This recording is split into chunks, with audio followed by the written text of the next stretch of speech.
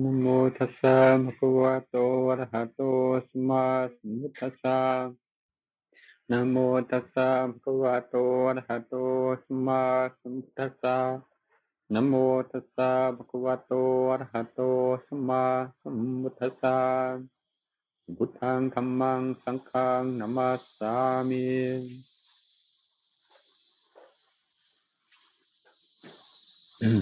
So we've now today really begun on the process of packing up and clearing away and preparing to return to Wat Nanachat, leaving Tantikawiro here to spend Tangsha with Janutamo, and Tanto is going to be staying on for a while Janutamo has some medical treatment in Bangkok. So it's a time of transition for us after a couple of months of stability and a very regular kind of routine every day, more or less. Now we're going to be cleaning and preparing throughout tomorrow, and then traveling and going back to another environment. I think it is important to reflect that, at least for me, Wat Nanachat is not a particular place, but Wat Nanachat is the community, and so last couple of months Wat Nanachat has been in Kanchanaburi, and in a couple of days Wat Nanachat will be back in Ubon again. But the real heart of Wat Nanachat is not the particular place, and various members of the community spend time away in other places and come back, and some go off even overseas and don't come back, but there is still the sense of community of those on the path that the Buddha laid down. And the practice that we have embarked upon, and which we are committed to, is one which is not determined by the place that we're in. Certainly in Daodam, the particular conditions here are conducive, particularly to samatha meditation and to seclusion. And when we get back to Wat Nanachat, things are different. We have lay guests coming and staying, a more unstable situation in many ways, but yet the most important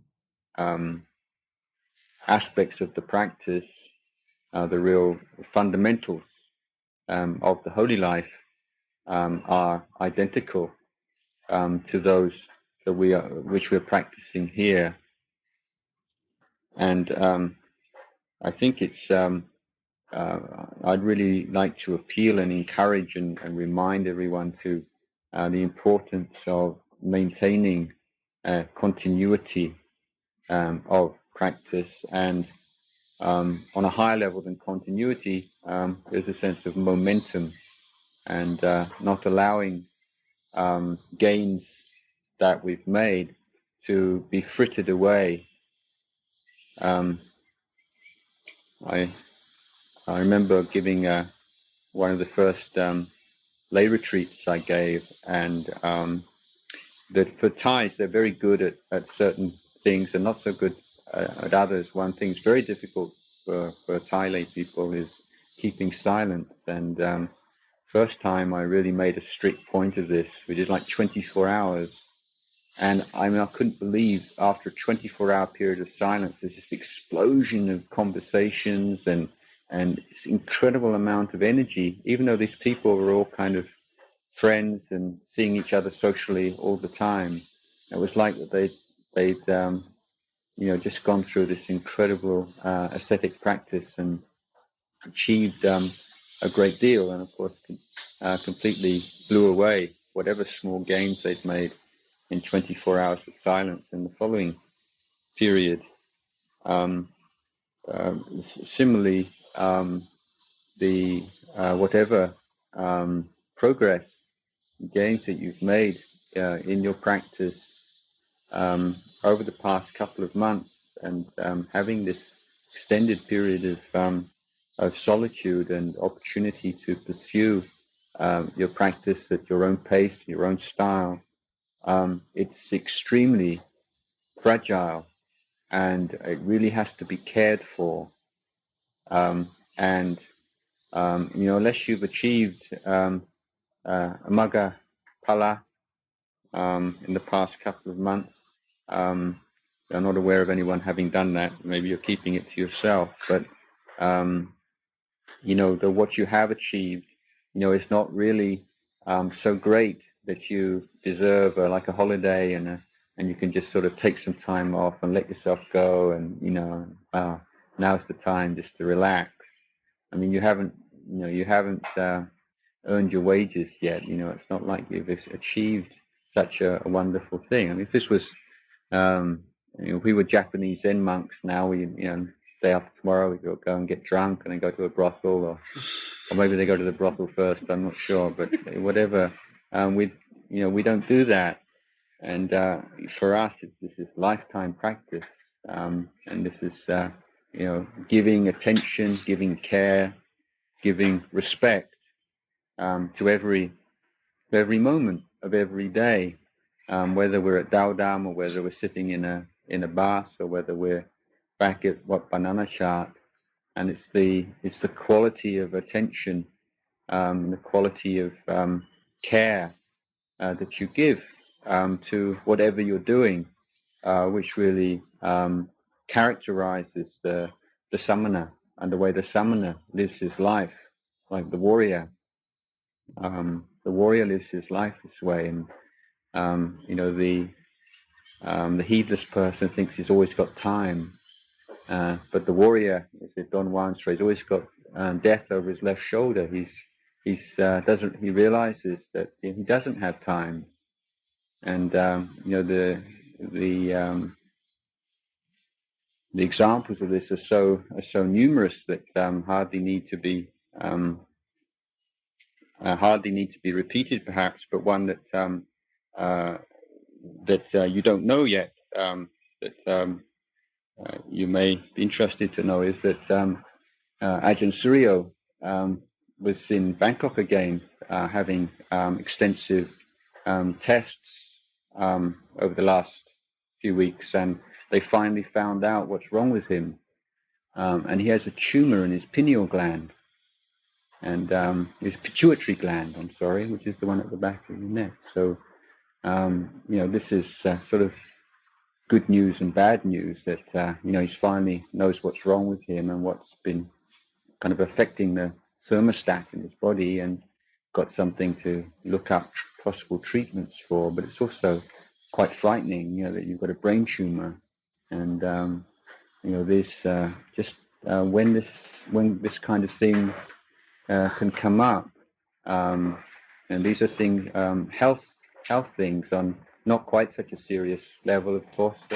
Venerable Hitesi and how his health problems just kind of exploded out of nothing. A few days after we were all commenting on how healthy and young he looks for a man of 50, and then he's got a hernia and hemorrhoids and all kinds of things. They're recording this on the tape, so it'll go down into history now.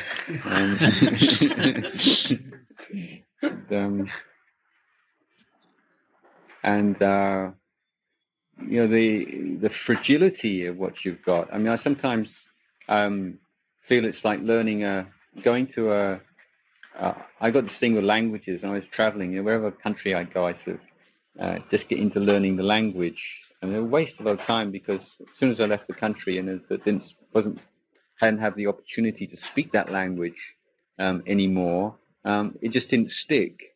So I've just got kind of odd bits of vocabulary like floating around in my brain of about 8, 9, 10 languages, even bits of Arabic, that was never able to make any use of because I wasn't able to continue with it.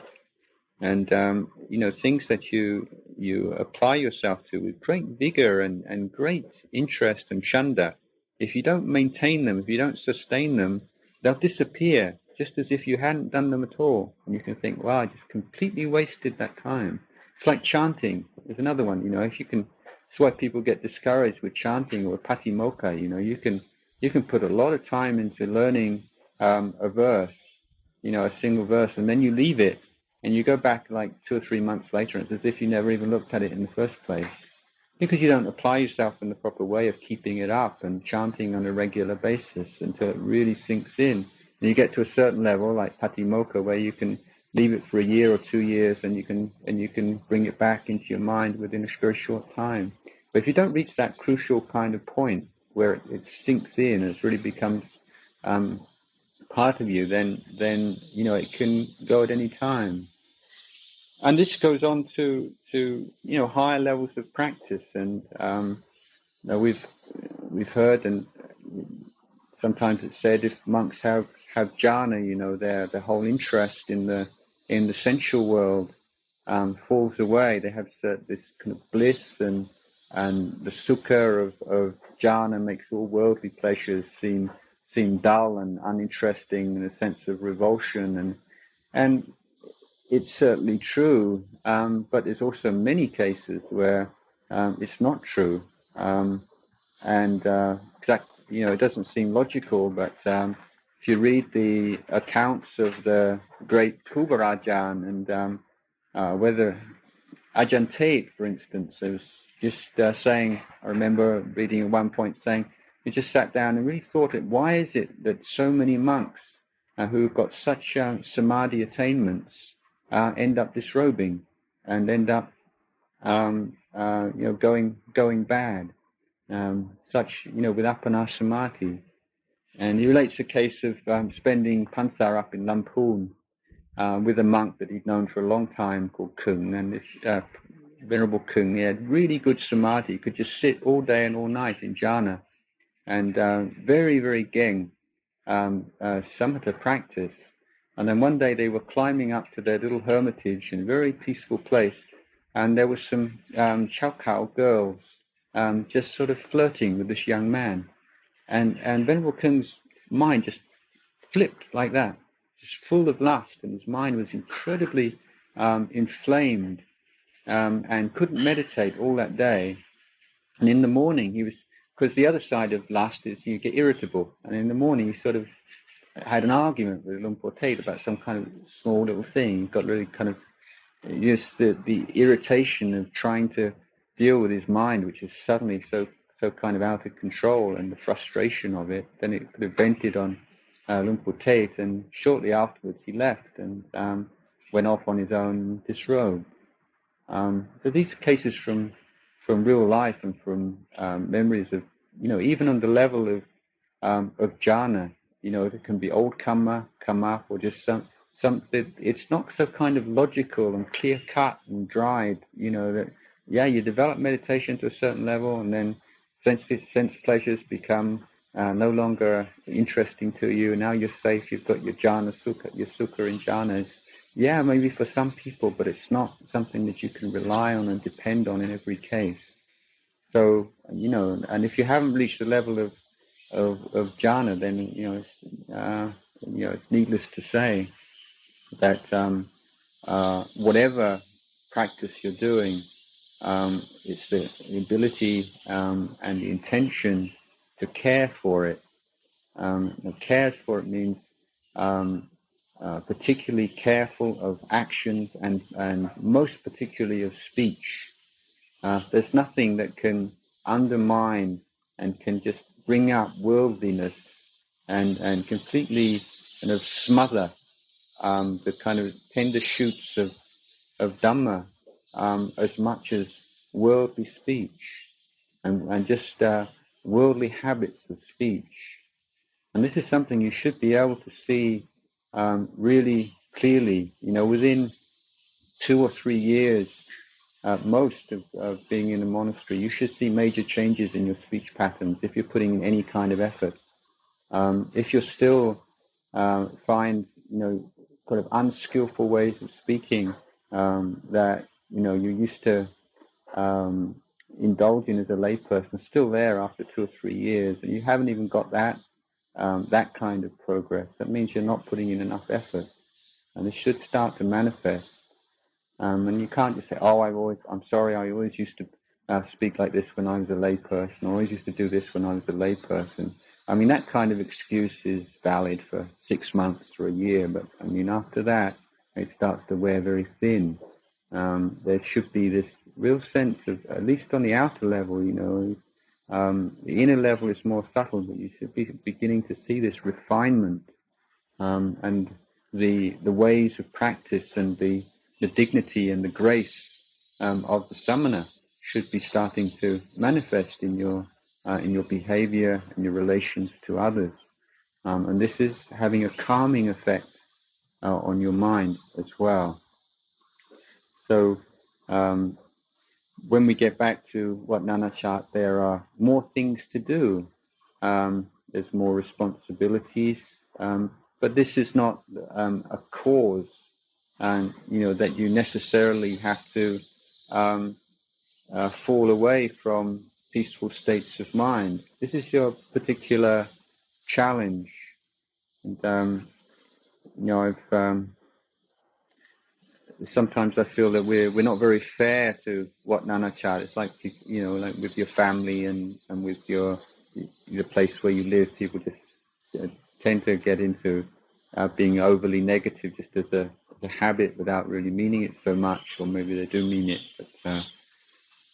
But I don't think that the Ubon Wat Nanachat gets a very fair treatment sometimes, or monks who've been often very peaceful places come to visit for about 5 or 6 days or a week, and then they want to talk to this person, their friend, and that person, and they want to read this book, and they want this photocopied, and they want this done, and they want that done, and so they spend the whole time at Nanachat running around talking and doing this, and then finally they leave and go back to their quiet place and say, oh, what Nanachat, oh, what a terrible place, so wunwai, it's not like, being in the forest where, I couldn't live there any longer than that. I mean, I was there a week, and I was actually, and I just seen this happen over and over and over again, and it's just, people, yes.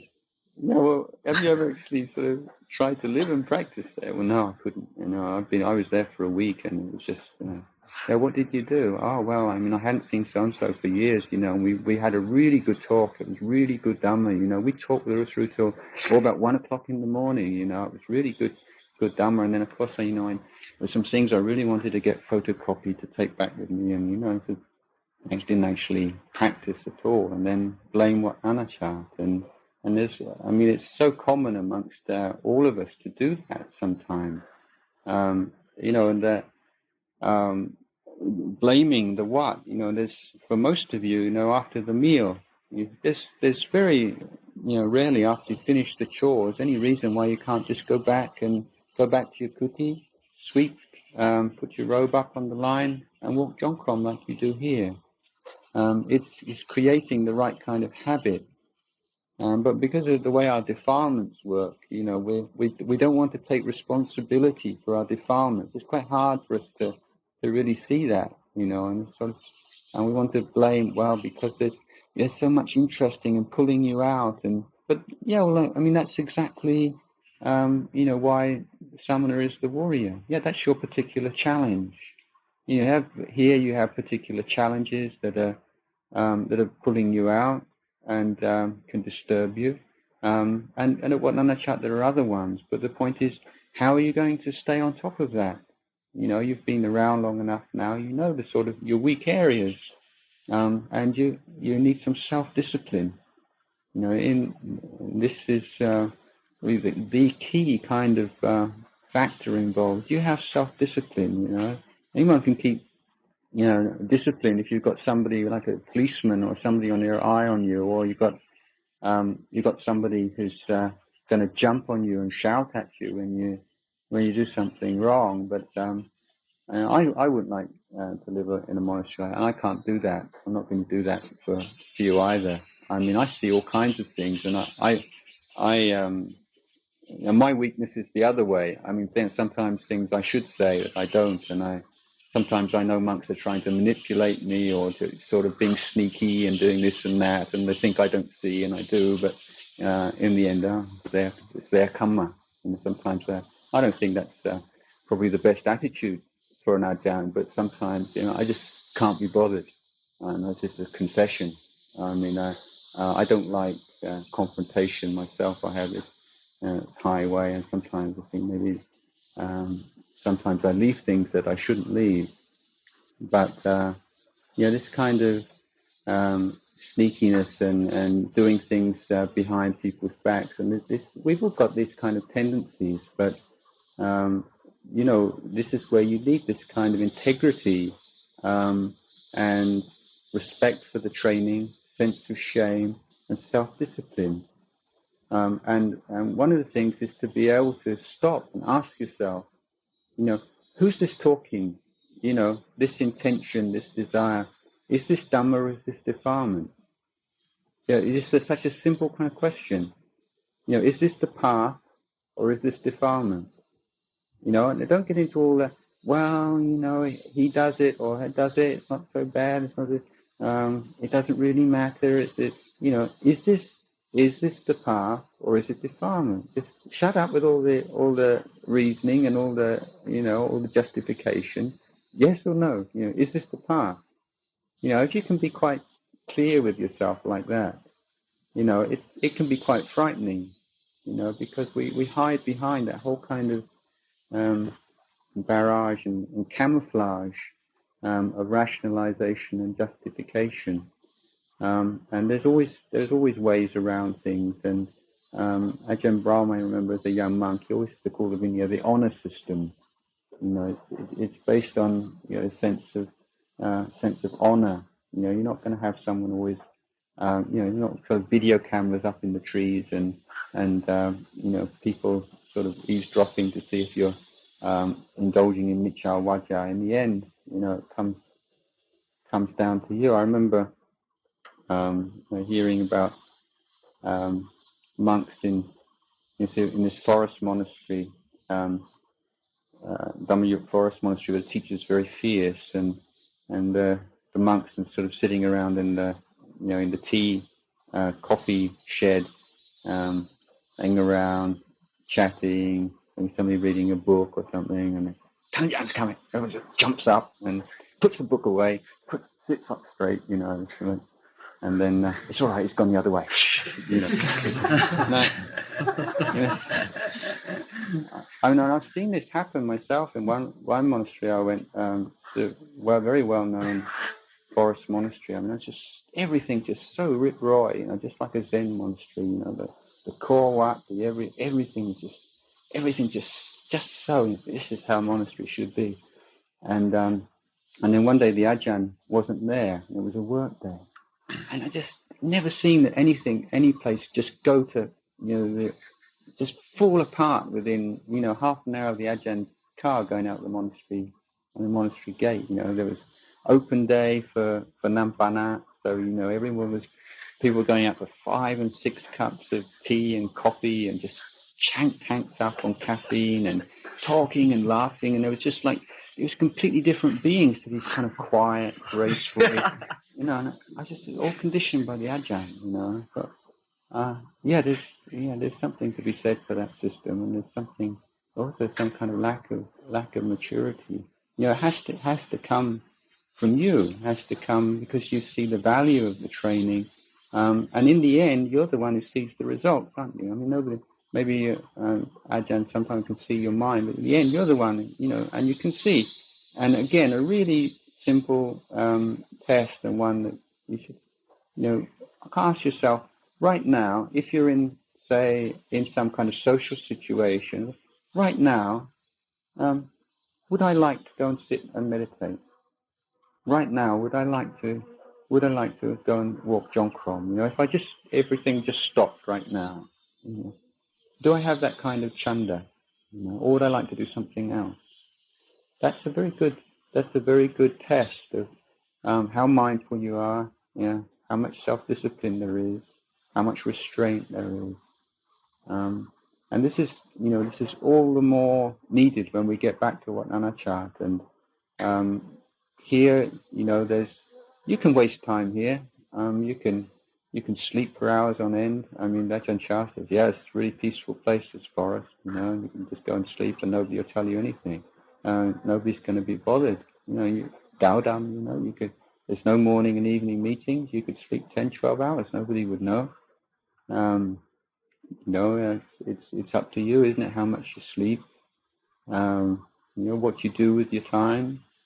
Whether you just want to kill time. And really, if you think about it, what is it that we have? What is our life? What is that we really have in life? It's time, isn't it? That's there's no way we talk about separation as time as something that the sun, the moon, the earth going around the sun, and lunar cycles and clocks and watches and so on. But in the end, time is your life, isn't it? And if you kill time, you're killing yourself because you don't have anything else. So, in this sense of heedfulness, a sense of urgency, a sense of each situation as a monk is workable. This is our basic principle, because you're never being asked to do anything immoral. The only unworkable situation for a monk where you say, I can't handle this, is a situation when you're called upon to compromise your vinaya. But that doesn't happen. All you're asked to give up your views and your ideas.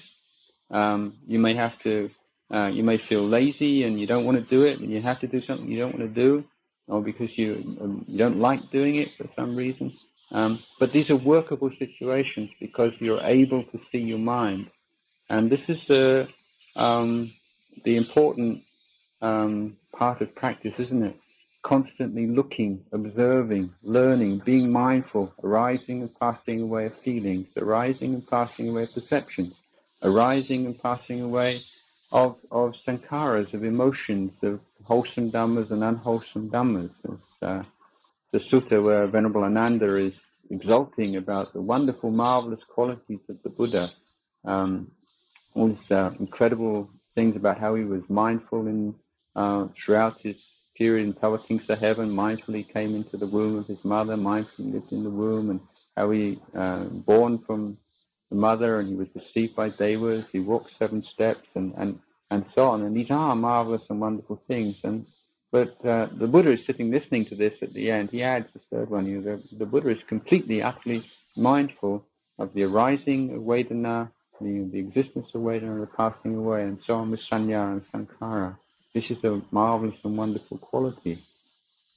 And so this is where suffering or the cessation of suffering is arising. Do you believe your thoughts? Do you believe your perceptions? Do you believe your feelings? You grasp onto them. Do you? How much importance, how much weight do you give to feelings of liking and disliking? What's your reaction? You should be able to be aware.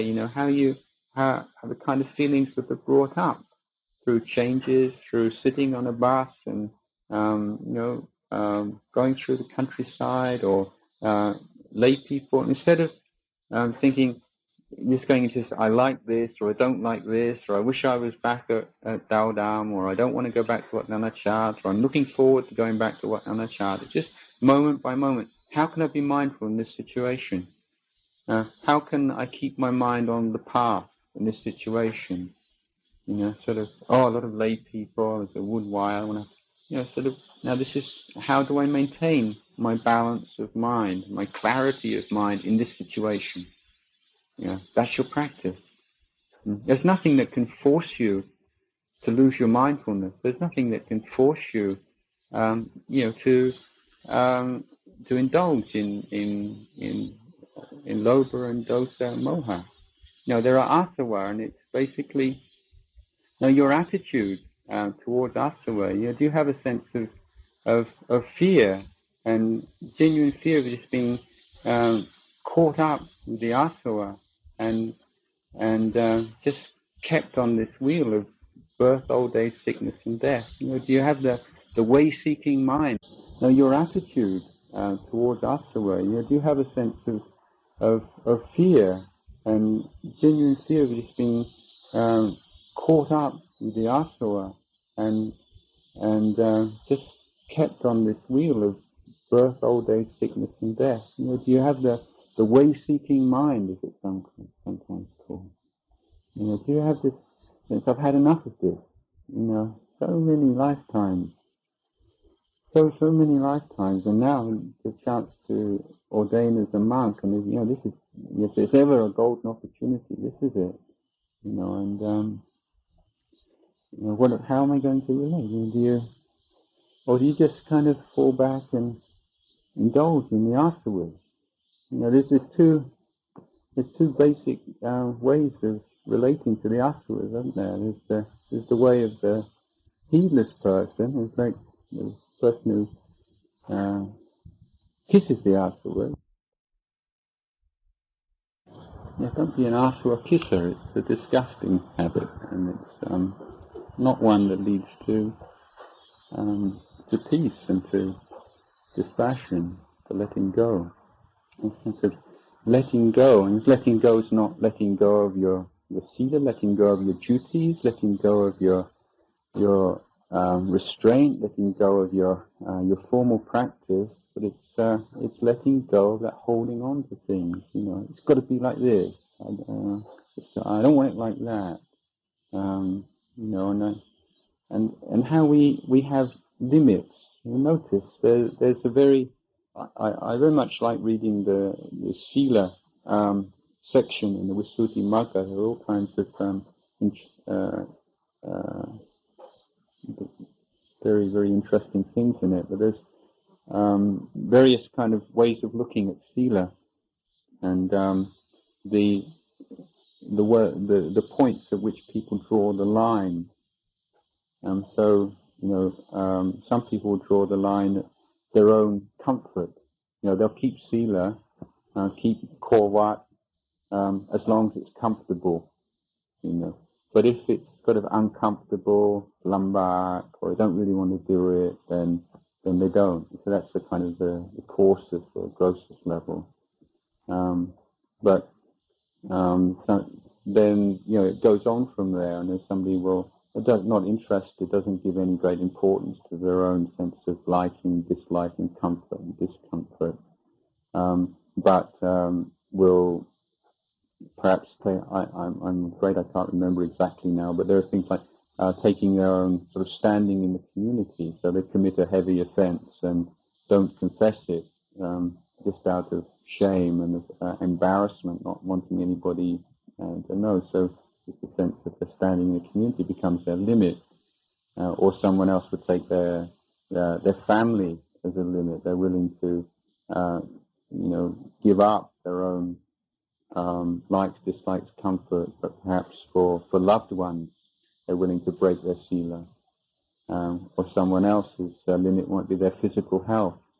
If they're keeping precepts is something that causes a decline in their health, then they're willing to compromise their precepts. And it goes on to the highest one as someone who's if keeping precepts is going to be life-threatening, then they don't keep them. And of course, the highest one is someone even if they die, they're going to keep the precepts.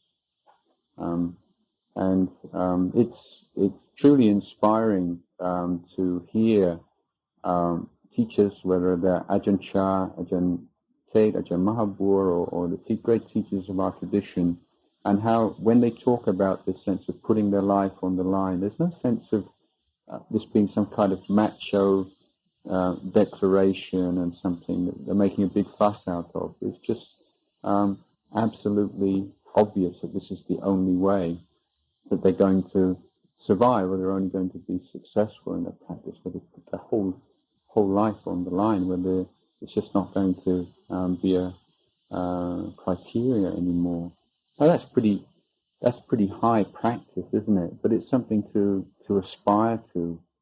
You know, if you find the moment that there's any kind of dukkha vedana coming up, or any kind of discomfort, you think this atakila matanu yoga. This isn't the middle way. This is and just taking discomfort or dukkha vedana is the criteria for atakila matanu yoga. I mean that's not exactly what it means. There has to be this going against the grain to a certain extent, because if you don't, you never see the full extent and the trickiness of the defilements. If they're always, it's not like you're already walking the middle way. I mean, you're already on the Kamasu Kalikanu Yoko. That's where we will start off from. So what may seem from the Kamasu Kalikanu Yoga, from the indulgence in sensory indulgence as being extreme, may well just be kind of a middle way from a, say, more objective point of view. So you have to, you see tanha by going against tanha. And if you're just going with the stream and just following the stream, following the flow, you don't see it. You don't see just how much you're being conditioned, how much you're being manipulated, just how unfree you are. And I think if there's anything that really builds up this sense of really willingness to strive and real chanda in practice, is just seeing just how conditioned and how weak and unfree the untrained mind is. I was speaking the other day about children when they get to age of 2, they go through this, in England we call it terrible twos, and in Thailand I've seen a number of children they reach the age of 2, and how this is expressed with Thai children is just to say mai ao. Whatever you want them to do is mai ao, and it's just like, no, I don't want it, I don't want to do it.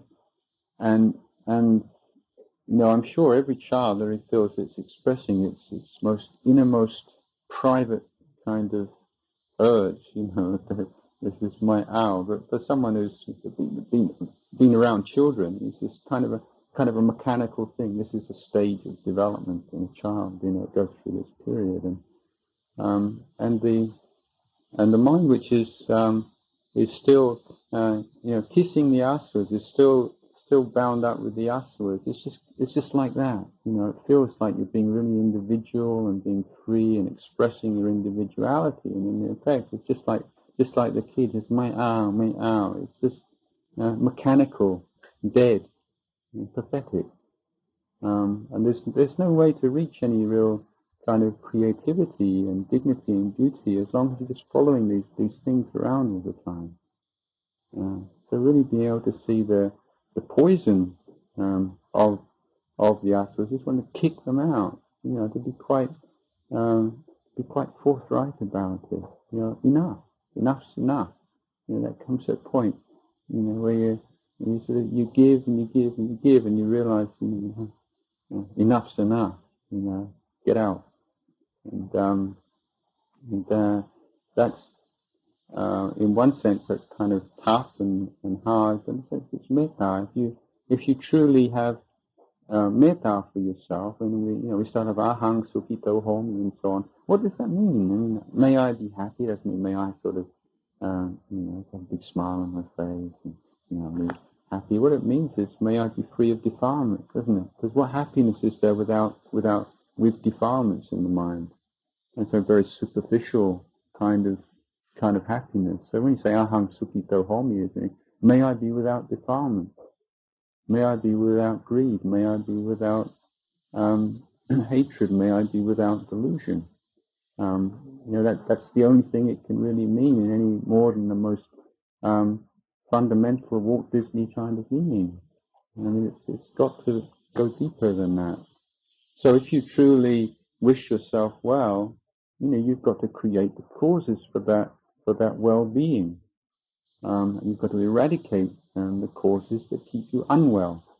It leads onwards. This is a onward leading teaching. It's open. So it's leading onwards, it's leading inwards, but it's not leaving you where it started. It's not like you can read some philosophy and say, oh yeah, that's really incredible, and you put the book away and that's it. You've accumulated another bit of knowledge and another philosophy. But the Dhamma doesn't leave you like that. It doesn't leave you stranded. It doesn't leave you where you started. You're challenged. It's talking about your life and who you are and what you're doing with your life, what you're doing with every moment of your life. Saying which way do you want to go? Do you want to go the way of Magga, or do you want to go the way of defilement? Are you going to spend the rest of your life kissing the Asavas, or are you going to kick them out? You're going to kick them out of your mind. You still have you have this choice, and the more you ground yourself in mindfulness, in clear awareness, the more effort you put into walking Jongkrom, into sitting samadhi, into calming your mind, into establishing contentment with the present moment. The more you go against that tendency just to take the easy way out, just to have a bit more rest, to go and have a chat with somebody, kill some time some way, and just hope somehow, someday things will just kind of gel, and somehow from somewhere, samadhi and wisdom just going to sort of pop up, like a Christmas present. Someone's just going to come and give it to you, wrapped up in in a very nice shiny paper. It doesn't happen like that. It comes through effort. And basic sammaditthi is belief in karma, belief that results come from causes. If you want a particular result, you have to determine what the cause is, and then to practice that cause, and take that cause to as far as it needs to go before the cause manifests and before the effect manifests. It's simple as that. But if you're still hoping and just somehow everything, it's just like the sort of romantic idea of women, men. One day I'll meet Mr. Right, or one day I'll meet Miss Right. And everything will click and we'll be happy ever after. It's like, now, even though I'm not really putting effort into sitting samadhi, not really putting effort into walking Jongkrom, I'm leading a basically good life, and sooner or later everything will just kind of work out by itself. It doesn't happen. It just declines, and then suddenly, it's like you become a monk, you become a novice, and it's like, you move into this new beautiful place in the forest. You've been living in this slum in the city, and it's wow, it's so beautiful. The view's wonderful. The air's great. Fantastic place to live. There's no way I would ever go back and live in that dirty slum in the city. This is where I'm going to just stay here in this beautiful place in the forest for the rest of my life. And you brought some supplies with you, and there's a few fruits on the trees, and get by for a while. And then after a while, there's just nothing more to eat anymore. Great place, and the air's great, the view's great, the stomach's rumbling, And so what happens in the end, it's like, yeah, it's still a great place, but, you have to go back to the slum and go and get something to put in your stomach, because you haven't created the necessary supporting conditions to be sustainably content, or continually content in that place. Some things are given to you, but some things you have to create, and happiness and contentment, it depends on the wisdom to create the supporting conditions for it. And as monks and novices, there's formal practice, sitting and walking. And, there's a teaching that Ajahn Tongrat used to give, he used to teach this all the time, and it seems obvious, but it's still good to remember. He used to teach his monks always, any monk who does less than 3 hours of formal meditation a day, he says, disrobe. He says, you don't deserve to be here. You're not worthy of status as a monk if you do less than 3 hours formal practice a day. Now, surely it's it's hard to imagine if we're sleeping maybe 4 or 5 hours a night or a day, that out of 18, 19 hours you can't make 3 hours. But some monks manage it. But what Nanachat, we've got so much to do. But you get up at 3 o'clock. You've got 2 hours before dawn. You've got, say, after, if there's no evening meeting, you've got from 6 to 10. That's already 6 hours you've got for formal practice, let alone, the rest of the day, the afternoon period. No matter what your duties are, there's absolutely no excuse to do less than 3 hours formal meditation a day. And you should arrange your day so that, that's something in your mind. You might, that's absolutely basic. You might for yourself, maybe take 4 or 5 hours. It sounds a bit artificial, but if you do find yourself not keeping to that, then make that a kind of adhikar. Whatever I'm doing, whether I'm sewing robes or I'm doing this or I'm doing that, I'm not going to do less than 4 hours, 5 hours, or whatever formal meditation a day. Even if I'm just dragging my body up and down the Jongkron path and feeling absolutely miserable, I'm going to do it. You see, that's how you develop adhikana parami. That's how you develop self-discipline. That's how you develop khanti, patience, and that's how you cut through defilement. It's like Ajahn Jayasaro was talking about defilement. It's like the cat, that comes and it wants its milk, and it's sort of, all the ways that cats have of sort of getting their own way, and it comes his head against your leg, and goes back and looks up in your eyes, and it's kind of meow, doing everything it possibly can. You give it the milk, and it's going to come back again and again, and then so one day you don't put any milk out anymore. It does its whole bit, and nothing happens, and it sort of doesn't like it very much. Comes back another day and tries it again. Nothing happens. After 2 or 3 days, it gets fed up, doesn't it? Wasting its time. Whatever it does, it's not going to get any milk. And that's what you have to do with defilements. You have to have that kind of forthright stuff. No. You have to say no. Otherwise, there's always this sort of zigzag kind of thing with defilements, and it's how you can always find some kind of reason, excuse. So ask me, am I an Asava kisser or am I an Asava kicker? You see, what do you want to do? What are you here for? What's the purpose? And this is another reflection Kubarajan give us. I was given by one great monk myself as a young. Always keep asking yourself, what was my original inspiration in becoming a monk? And do I still have that? And how can I care for it? And don't let that fall away. If you become a monk fired with the inspiration to be free of suffering, to realize peace, magga phala nibbana, then look after that. Don't let it get kind of smothered. Don't forget it. Don't just sort of put it aside for the time. Just get caught up too much in the details of things. Maintain that as your beacon, as your refuge. And then you have a criteria They decide, well, what?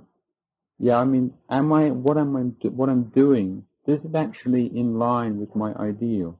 So sometimes we can just say, yeah, well, I'm doing this and I'm doing that, and but my ideal is like this. Yeah, but that's not the point, is it? I mean, if the question is there harmony between your ideal and your actions?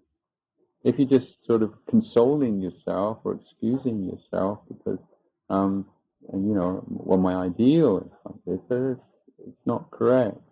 It's like in family life, husbands and wives. Sometimes they speak with each other in most terrible ways and treat each other like dirt. And then if someone was saying, yeah, I mean, I only dare do that because I love her. If it wasn't my wife, I mean, if it was somebody else, So I love her. I cherish her. No question about it. And this is the logic is because we love each other, therefore we can treat each other like dirt. And it's because you've got a high ideal, then you can betray it. So don't betray your ideal. Keep them in mind, and they should be expressed in how you behave, how you speak, how you spend your time. Don't kill time. Use time. Don't be used by time. I really do feel what Nanachat, there is plenty of time for formal practice. If you really give some attention to setting up your day in the right way, and don't waste time in unnecessary ways. Yes, there are more opportunities to lose yourself there than there are here, but that's all they are. There are opportunities. There's nothing that's forcing you. There's nothing that's compelling you to be mindless. It's up to you.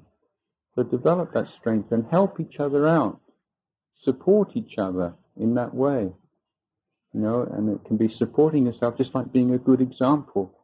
Someone who after the meal doesn't get caught in conversations and hanging out and looking for things to do and people to talk to, goes back to his kuti and puts some hours in on the Jongkrom path. It gets noticed, and it inspires people to do similarly. When you do talk, be aware and don't talk about worldly things. Don't sort of be cynical and worldly and talk about food and isn't that a great meal and I love that, and you don't just cut all that kind of stuff out, that worldly talk about food. Don't talk about women ever. Wow, she was really I like the way her 32 parts are put together. Don't get into that kind of talk.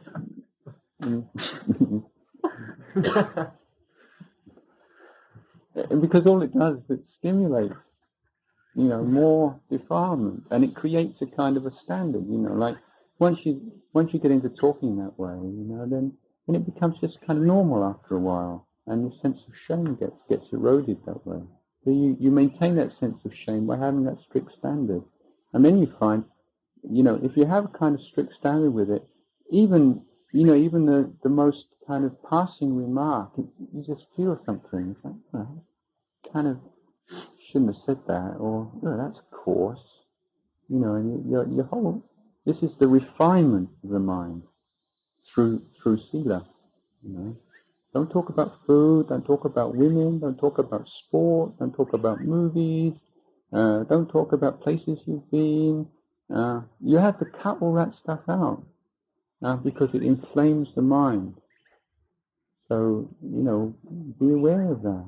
Care for your peace of mind. And, if you say, well, what do you talk about then? Okay. And if someone say, well, if you're going to talk about Dhamma. Oh, Dhamma, that sounds really boring. But it's not, is it? If you get into a habit of talking about Dhamma, after a while, it's cooling, it's uplifting, it's interesting. Just as worldly people kind of think, how could you possibly, live in a forest like this, with nothing to do? no TV, no shortwave radio, no novels, no nothing to read, how do you live that way? Just think it must be so boring. But we don't feel that way. I certainly don't feel that way, and I think most of you do. But similarly, how can you just talk about Dhamma all the time? You're boring. Well, you don't have to talk that much, do you? But this is part of a training, Summoners, you don't act like lay people anymore. You don't talk like lay people anymore. You don't think like lay people anymore. That's why we're worthy of respect. That's why we're worthy of offering. That's why people support us. And we're worthy of that if you have that kind of intention. It's not that you have to be pure and perfect and not have any defilements, but what's your basic intention? If your basic intention is the path and to gradually wear away the defilements, and you're working on it. Yes, you have sometimes you win, sometimes you lose, sometimes you lose it a bit, but your underlying, your most heartfelt conviction and intention is to follow the path. You're worthy of gifts and offerings. You're worthy of support. And people who support you make a lot of merit. Because there's very few people who even have the intention to, most people think that anger's not a very good thing and they like to have no anger, but how many people in the world would like to be without lust? How many people in the world would like to be without greed? Not very many. Even just the thought, that should arise in a human being's mind. How wonderful it would be to be free of lust, and that's an incredible jewel of the mind. That for that to arise in the mind or mental continuum of a being in samsara is a phenomenal occurrence, and that's already occurred in all of our minds. That ideal. That's something to be very proud of and to cherish and to be true to.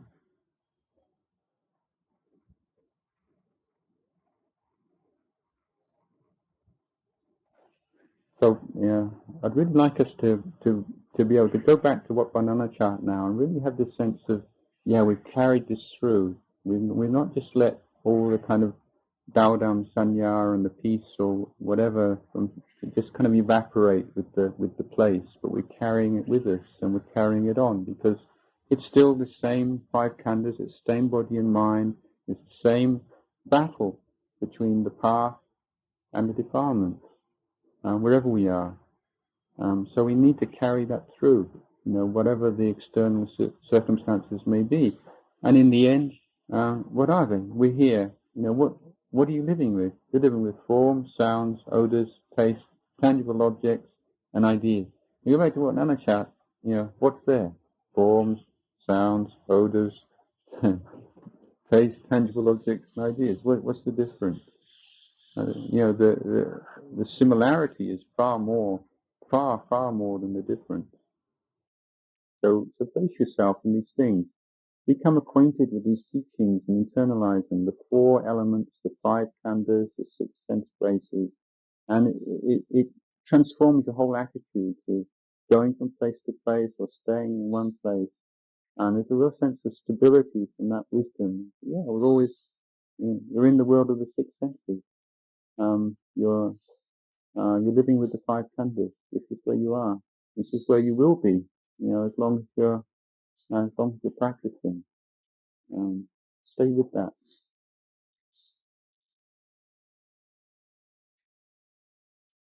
So that's what I would like to. Andamya avata tathayo sadhu saran tathamase sadhu sadhu